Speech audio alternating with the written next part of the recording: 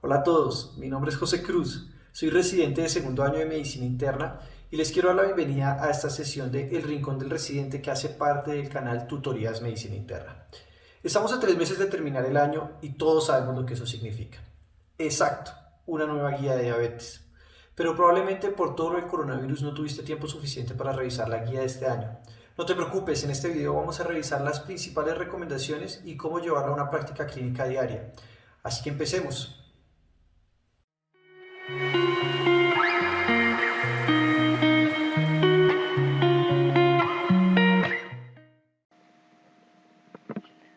Comencemos mirando la portada de este documento que se titula Standards of Medical Care in Diabetes 2020.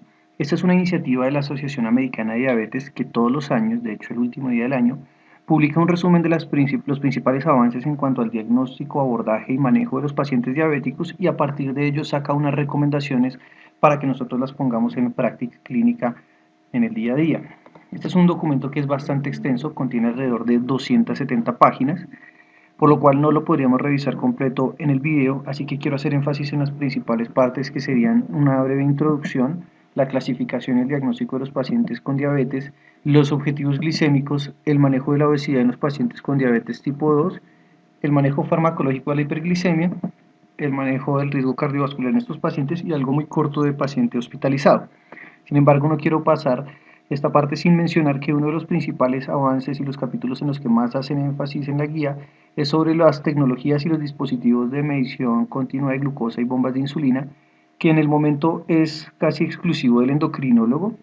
Sin embargo, tienen muchos beneficios y probablemente en el futuro todos los tenemos que estar familiarizados con esto. Vamos a ver cada vez más pacientes con esta tecnología, así que la invitación es a que tratemos de familiarizarnos un poco con ello. Comencemos con una breve introducción y lo primero sería definir qué es la diabetes mellitus. Es una enfermedad metabólica que se caracteriza por un estado hiperglicémico crónico, es decir, niveles elevados de azúcar en sangre de forma sostenida, que van a estar producidos por una alteración bien sea en la secreción y o en la sensibilidad de los tejidos periféricos a la insulina. Todo esto va a resultar en complicaciones sistémicas irreversibles. Hablando un poco de la fisiopatología, aunque en el canal hay un video específico sobre esto, así que no voy a ahondar mucho, pero no quiero pasar sin decir que la diabetes mellitus, bien sea tipo 1 o tipo 2, es una enfermedad multifactorial en la cual va a haber un rol que juegan los genes de predisposición a la enfermedad que se heredan junto con los factores ambientales. Y estos interactúan entre sí para desencadenar una cascada inflamatoria. Por eso sabemos que uno de los principales factores de riesgo va a ser el antecedente familiar de diabetes. Dentro de los factores ambientales se han descrito muchos, entre esos la cantidad de calorías, los componentes de la dieta, actividad física, la microbiota, algunos virus, etcétera. Y pues si nos vamos por el lado de la diabetes mellitus tipo 1, vamos a ver que la inflamación va a estar mediada por un componente autoinflamatorio por fenómenos de mimetismo molecular, en el cual hay algunos antígenos de factores ambientales, principalmente de virus, se ha tenido esa hipótesis, que se parecen a algunos antígenos que hay en las células beta de los islotes pancreáticos, que son las que producen la insulina. Entonces los anticuerpos se van a confundir y van a atacar a sus propias células de los islotes beta pancreático y van a destruir por completo estos componentes, generando así una deficiencia absoluta de insulina, que como lo mencionábamos, es la principal hormona hipoglicemiante a nivel pues hormonal. Y por el otro lado van a estar en la diabetes mellitus tipo 2 un componente inflamatorio un poco más inespecífico generado por todos esos factores ambientales, el tabaquismo, el sedentarismo, la dieta.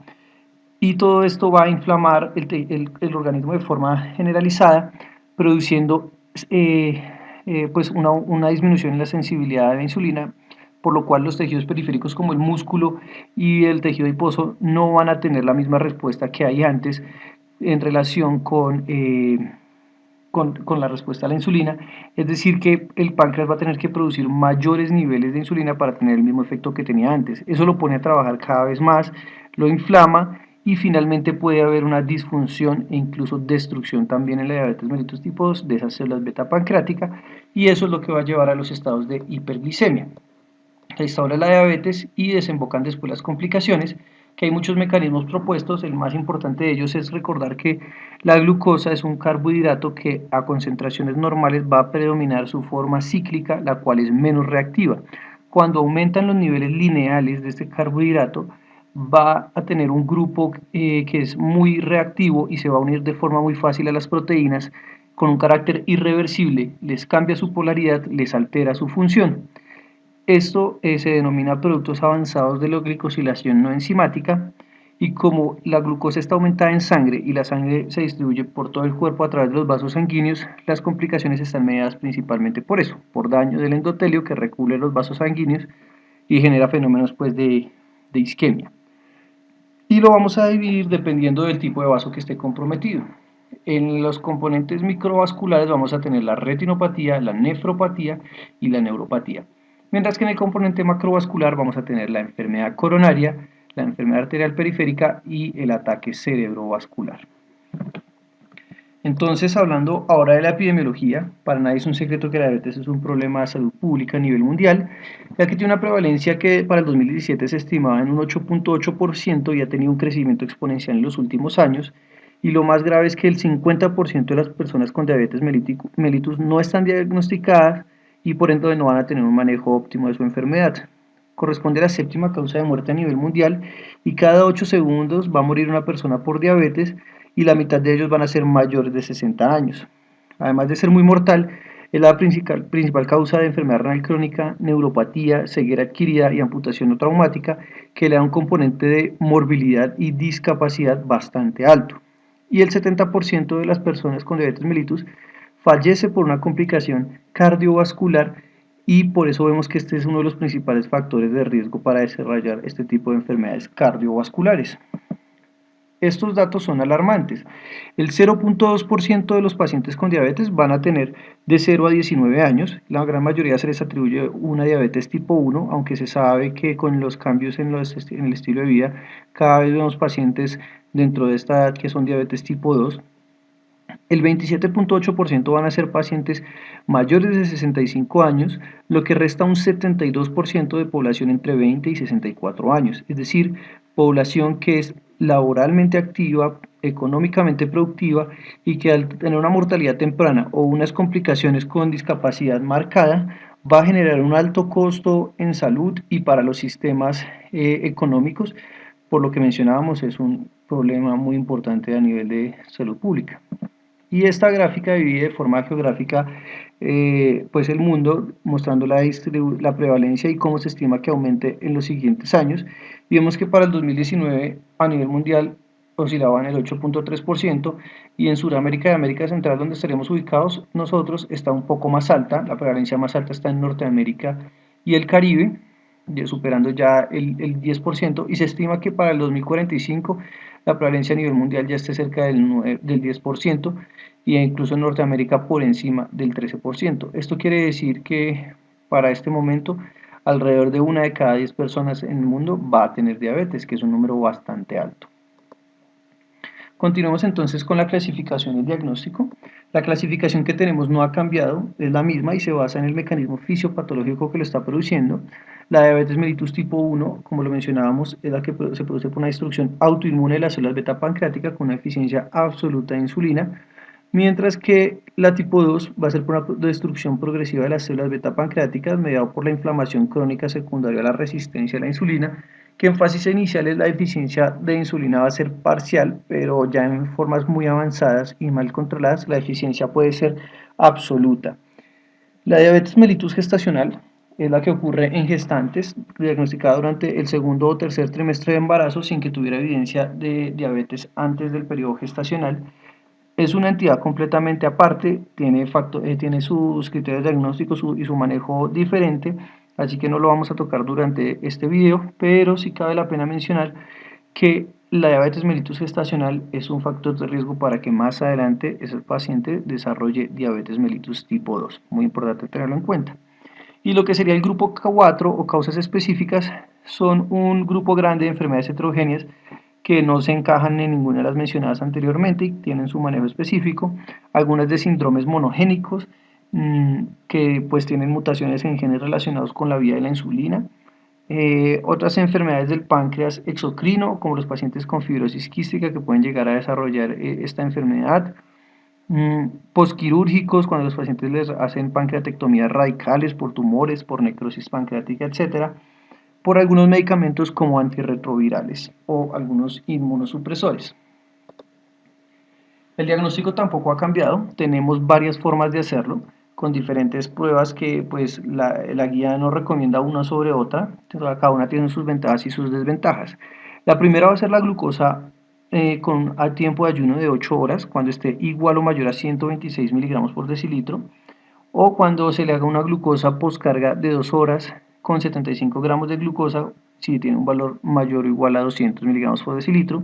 La hemoglobina glicosilada, o glicada más bien, cuando está igual o mayor a 6.5%, o una glucosa plasmática al azar, que esté mayor o igual a 200 miligramos por decilitro, asociado a síntomas de hiperglicemia. Es muy importante mencionar que cuando hacemos el diagnóstico con alguno de los tres primeros, se requiere confirmar la prueba para diagnosticar como tal al paciente con diabetes. Y esta confirmación se tiene que hacer con una muestra diferente e idealmente con una técnica diferente. La que más se está utilizando últimamente pues es la hemoglobina glicada por algunas ventajas que tiene, y es primero que nos refleja cómo está el promedio de glucosa en los últimos 3 meses de ese paciente basado en la vida media del eritrocito. Segundo, no requiere ningún tipo de preparación, de ayuno, de tomarse la carga y luego volver, simplemente es una muestra que se puede tomar en cualquier momento. Y tres, que es uno de los principales parámetros de seguimiento glucémico que se están utilizando. Pero es muy importante mencionar pues que la hemoglobina glicada primero no nos va a mostrar variabilidad glicémica como si lo haría un registro periódico de glucosa en ayunas o glucosa postprandial, y segundo tampoco nos va a detectar ni a sugerir que un paciente haya tenido hipoglicemias. Así que si bien es la más utilizada por sí sola, no es suficiente. Y adicional a eso, en un estudio del Journal of Obesity del 2017, se que evaluaron pues pacientes que les hacían las tres y veían cuál tenía el mejor rendimiento.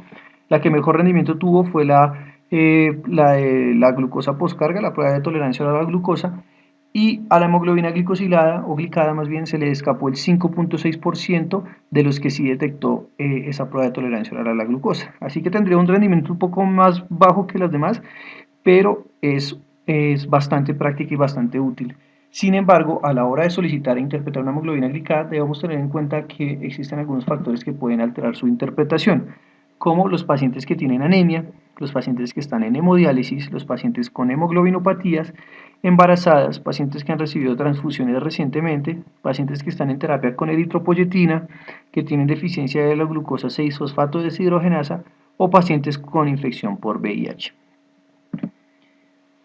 Para la prediabetes, que es una condición bastante controvertida, donde algunos dicen que por sí sola es un factor de riesgo cardiovascular, otros dicen que no, es difícil predecir que pacientes con prediabetes van a progresar a diabetes propiamente, y lo que se ha visto es que los pacientes con prediabetes que no avanzan a diabetes no desarrollan las complicaciones microvasculares o macrovasculares del paciente diabético, o por lo menos no con un riesgo aumentado con respecto a la población general.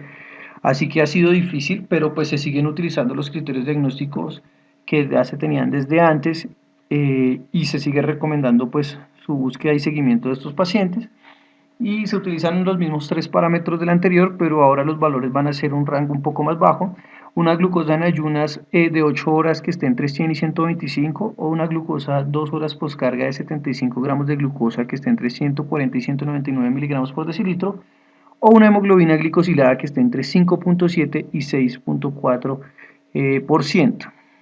Para hablar brevemente del manejo de estos pacientes, como les digo, es bastante controvertido.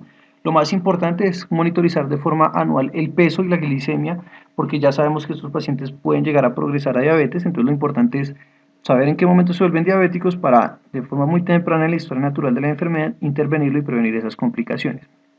Hacer cambios en el estilo de vida, que todos los pacientes se beneficien de eso: ejercicio dirigido de acuerdo a las metas de la OMS, 150 minutos semanales, una dieta individualizada al paciente que pues cumpla con todos los requerimientos nutricionales, y cesar el tabaquismo si el paciente tiene ese hábito.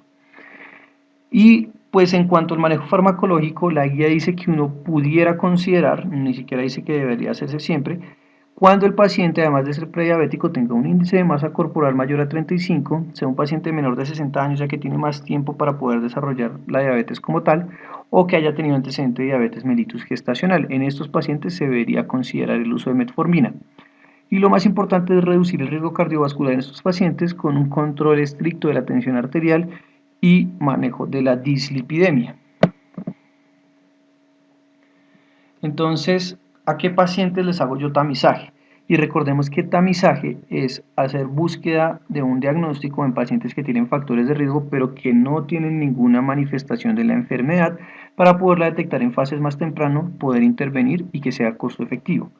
Es muy diferente lo que se plantea en este algoritmo que les coloco acá de un paciente con cualquier edad que además de eso tenga sobrepeso y algún otro factor de riesgo para diabetes como familiar en primer grado, enfermedad cardiovascular, hipertensión, dislipidemia, síndrome ovario poliquístico o sedentarismo, que estos pacientes deberían tener un tamizaje con alguna de las tres medidas que ya se mencionó, mínimo trianual, pero pudiera ser incluso más frecuente.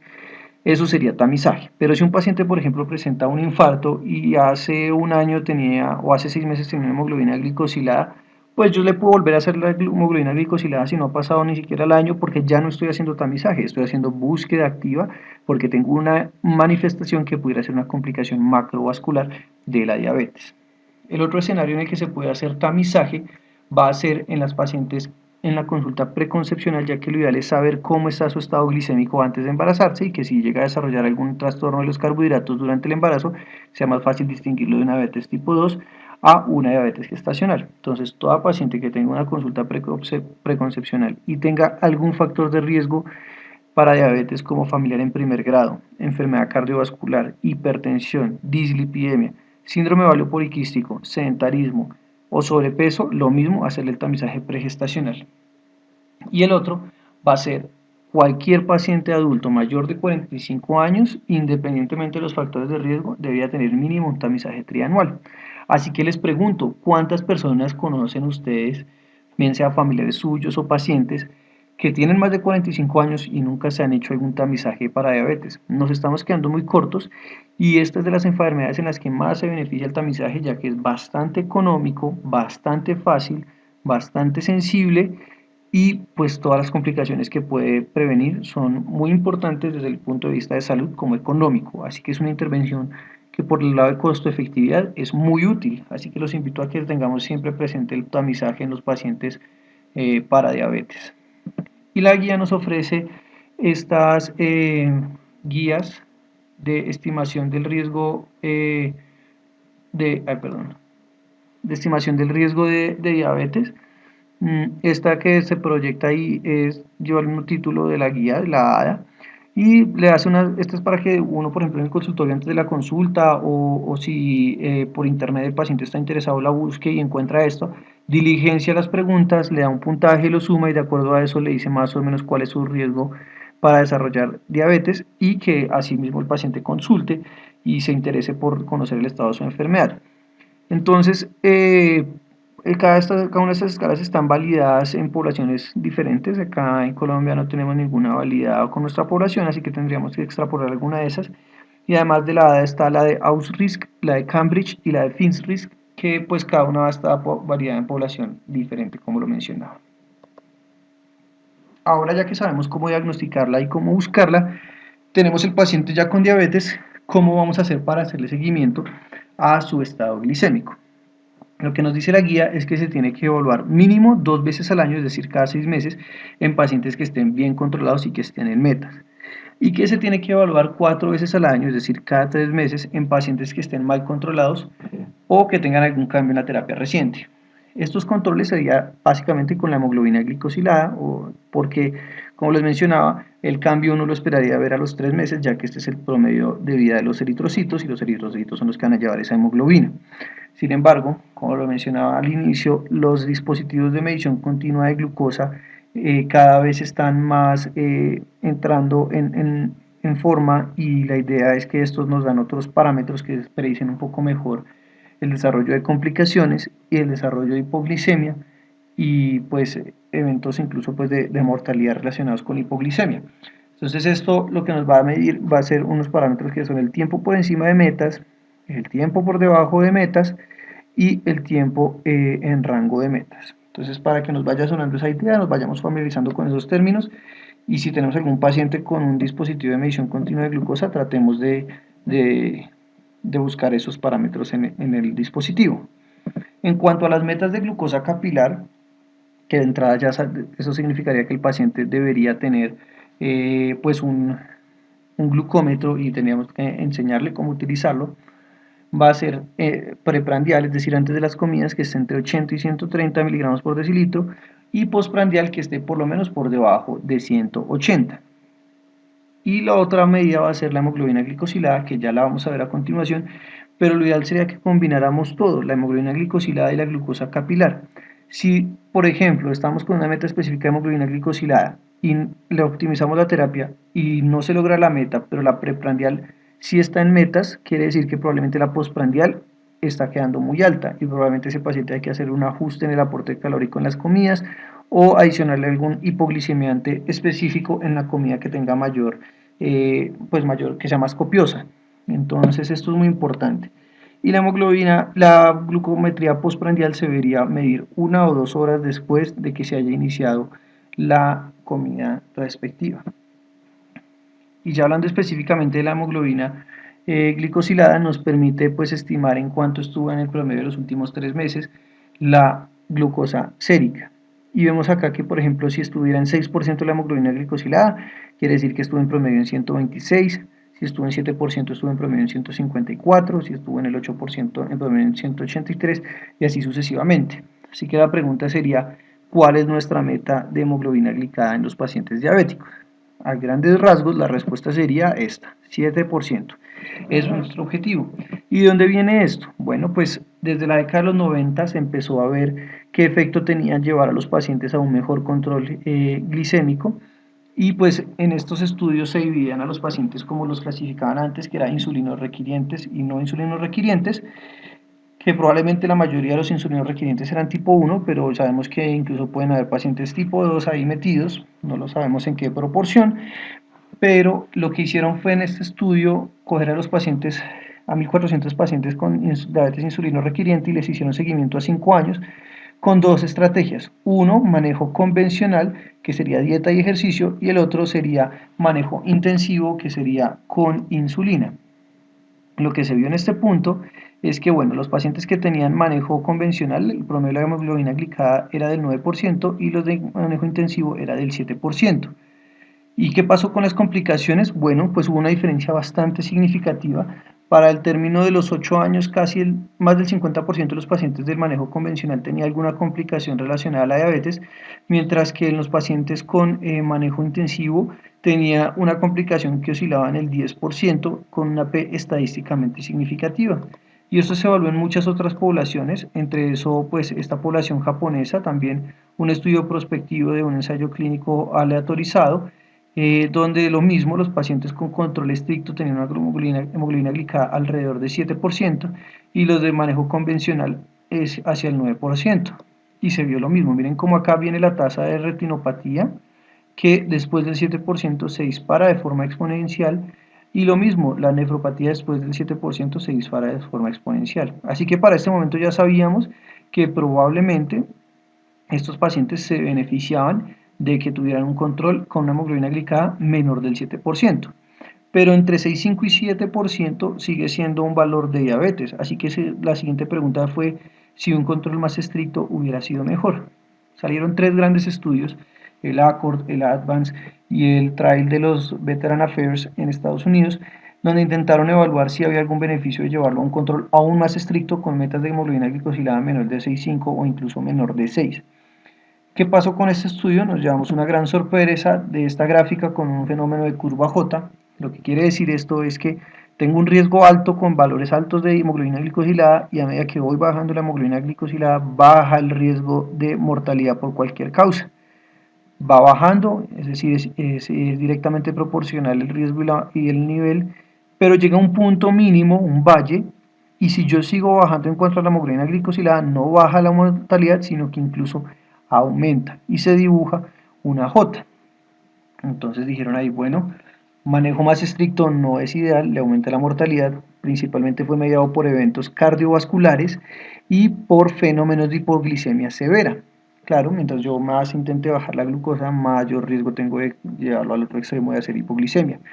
Entonces quedamos con el mensaje de que definitivamente no. Pero después cuando se empezaron a evaluar esos estudios se dieron cuenta que era población que tenía una diabetes mellitus de larga data, que ya tenían complicaciones, que tenían una edad más avanzada, que tenían enfermedad cardiovascular de base y los medicamentos que se utilizaban para ese momento probablemente no eran tan seguros como los que tenemos ahora. Así que con todos esos análisis, el objetivo de la hemoglobina glicada debe ser individualizado para cada paciente. Coloquemos en el centro el 7%, donde hemos visto que es el punto de corte para mayor beneficio, pero dependiendo de algunas variables podemos irnos a un control menos estricto, que digamos el punto máximo que recomienda la guía es 8%, es decir, buscar que la hemoglobina glicada esté por debajo del 8%, o más estricto, menor del 6.5%. Entonces, ¿de qué va a depender eso? Bueno, si el paciente tiene pues unos factores de riesgo adicionales para hipoglicemia, sea menos estricto, pero si no los tiene, puede ser más estricto. Si el paciente tiene una enfermedad de larga data, probablemente ya no habrá tanto por hacer, así que ese paciente puede incluso ser menos estricto o que sea alrededor del 7%, pero es un paciente que está recién diagnosticado y que probablemente tiene poca evolución. Por ejemplo, es un paciente prediabético que veníamos siguiendo y el control de un año ya cumplía criterios de diabetes, entonces es un paciente que tiene un diagnóstico muy reciente y el control puede ser más estricto.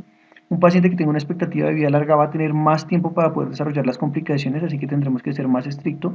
Un paciente que tenga menos expectativa de vida, pues las complicaciones probablemente no se van a alcanzar a desarrollar, así que no hay que ser tan estrictos. Y de hecho en pacientes en fin de vida con enfermedades que tengan una expectativa menor a un año, no se debería monitorizar hemoglobina glicada, simplemente glucosa sérica o glucosa capilar para saber si el paciente desarrolla alguna complicación aguda.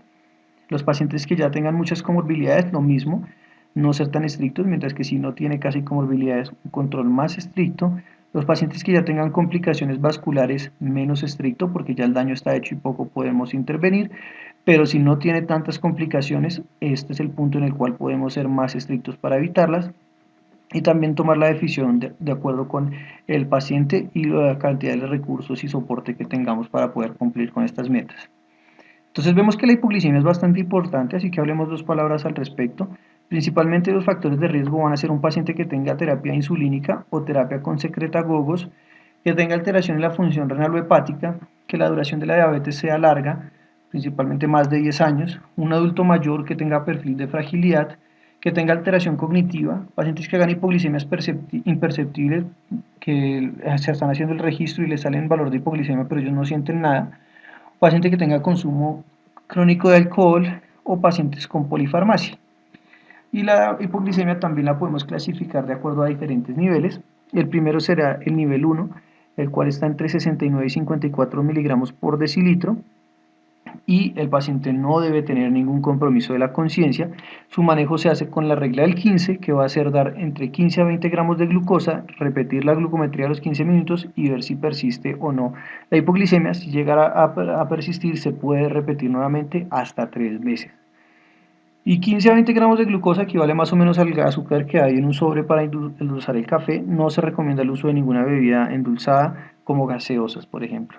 El nivel 2 va a ser cuando la glucometría esté por debajo de 54 miligramos por decilitro, pero que no haya ningún compromiso de la conciencia, y en este escenario se puede individualizar el manejo.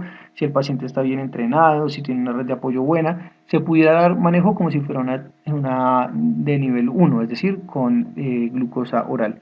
Pero si no es así, o si pues el paciente ya ha tenido hipoglicemias severas, o si uno piensa que el paciente no va a responder bien a esta terapia, lo mejor sería volodextrosa o pensar incluso en glucagón inhalado subcutáneo. Eso del glucagón a algunos pacientes se les da cuando tienen un alto riesgo de hipoglicemia, cuando ya han hecho hipoglicemias antes, pero aquí su uso no es tan conocido.